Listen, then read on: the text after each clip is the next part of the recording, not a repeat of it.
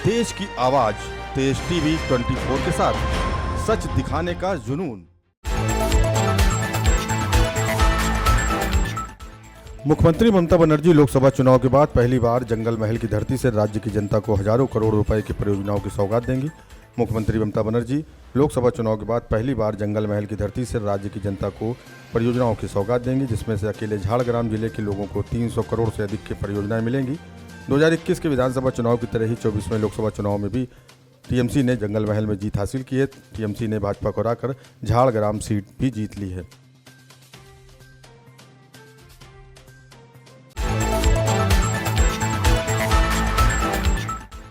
पश्चिम बंगाल की मुख्यमंत्री ममता बनर्जी ने बुधवार को रविंद्रनाथ टैगोर की 83वीं पुण्यतिथि पर उन्हें श्रद्धांजलि अर्पित की। बनर्जी ने कहा कि नोबेल पुरस्कार विजेता रविंद्रनाथ टैगोर की विचारधारा बंगाल के लोगों के लिए मार्गदर्शक शक्ति रही है।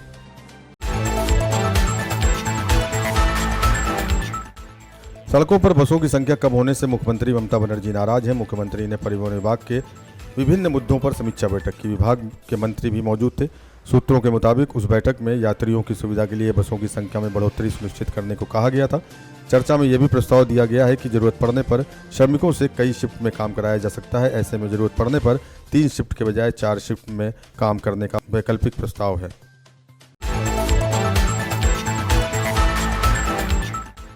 पश्चिम बंगाल की सड़कों पर बेलगाम तरीके से चलने वाले टोटो के कारण हो रही दुर्घटनाएं लगातार चिंता का सबब बनती जा रही हैं।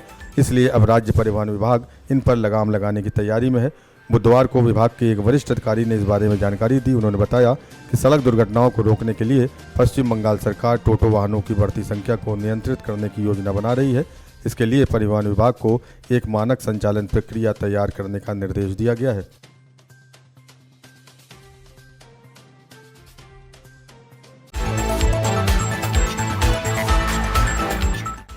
मुख्यमंत्री ममता बनर्जी ने पुलिस और परिवहन विभाग के अधिकारियों को इस बारे में स्पष्ट निर्देश दिया है।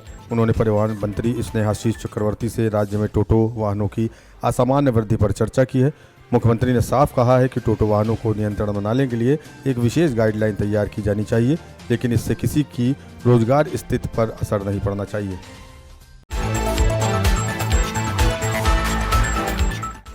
तारीख पर तारीख मिलना न्यायपालिका की लंबी प्रक्रिया का पर्याय है। इसे भुक्तभोगी ही जानते हैं। स्थिति को बदलने के लिए कलकत्ता हाईकोर्ट ने एक ऐतिहासिक फैसला सुनाया है। अब तक सभी स्तरों पर संबंधित सरकारी अधिकारियों के लिए किसी भी मामले में, चाहे वो आपराधिक हो या दीवानी, अदालत में उपस्थित होना और गवाही देना अनिवार्य था। कलकत्ता उच्च न्यायालय ने एक मामले के फैसले में ये स्पष्ट कर दिया है कि अब सरकारी अधिकारियों के लिए व्यक्तिगत रूप से गवाही देना अनिवार्य नहीं है।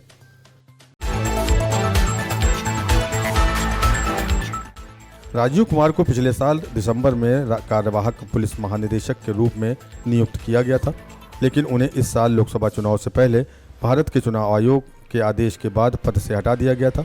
उनकी जगह 1989 बैच के आईपीएस अधिकारी संजय मुखर्जी को डीजीपी नियुक्त किया गया था।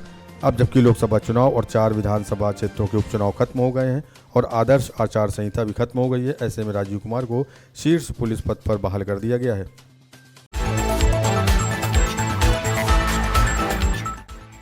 संजय मुखर्जी अपने महानिदेशक अग्निशमन सेवा पद पर वापस चले गए हैं। नए डीजीपी राजीव कुमार का नाम तब विवादों में आया था जब सीबीआई ने उन पर करोड़ों रुपए के शारदा चिटफंड मामले में इलेक्ट्रॉनिक साक्ष्यों से छेड़छाड़ करने का आरोप लगाया था।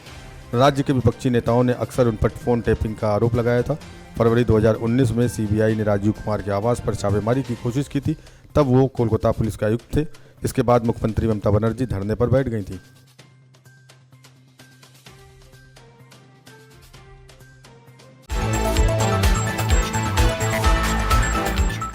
सुप्रीम कोर्ट ने 2021 के राज्य विधानसभा चुनावों के बाद कथित हिंसा की घटनाओं की जांच के लिए केंद्रीय जांच ब्यूरो को निर्देश देने वाले कलकत्ता हाईकोर्ट के आदेश के खिलाफ पश्चिम बंगाल राज्य की अपील स्वीकार की। जस्टिस एम सुंदरेश और जस्टिस अरविंद कुमार की बेंच ने राज्य द्वारा दायर विशेष अनुमति याचिका में अपील करने की अनुमति दी।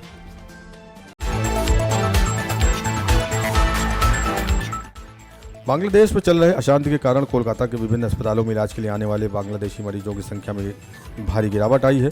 अधिकारियों ने बुधवार को जानकारी दी। आंकड़ों के अनुसार पिछले 1 महीने से यह गिरावट लगातार जारी है, जब से अशांति ने हिंसक रूप ले लिया।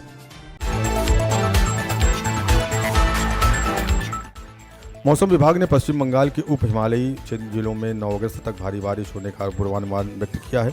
विभाग ने कहा कि अगले 5 दिनों के दौरान दक्षिण बंगाल के कई स्थानों पर हल्की से मध्यम बारिश की संभावना है। मौसम विभाग ने कहा कि उप हिमालयी जिलों दार्जिलिंग, कपिलोंग, कलिम्पोंग, जलपाईगुड़ी, अलीपुरद्वार और कूच बिहार में 9 अगस्त तक भारी बारिश से बहुत भारी बारिश होने की संभावना है।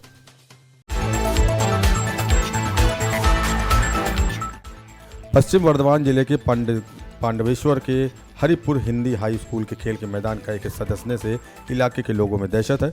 मंगलवार शाम हरिपुर में जमीन धंसने की खबर पाकर हरिपुर ग्राम पंचायत के प्रधान आशा मंडल मौके पर पहुंचे। पांडवेश्वर थाने के पुलिस और ईसीएल अधिकारी भी मौके पर पहुंचे। हरिपुर ग्राम पंचायत की मुखिया आशा मंडल ने आरोप लगाया कि ऐसी घटनाएं बार बार हो रही हैं, लेकिन ईसीएल अधिकारी कोई कार्रवाई नहीं कर रहे। इलाके के निवासी दहशत में हैं।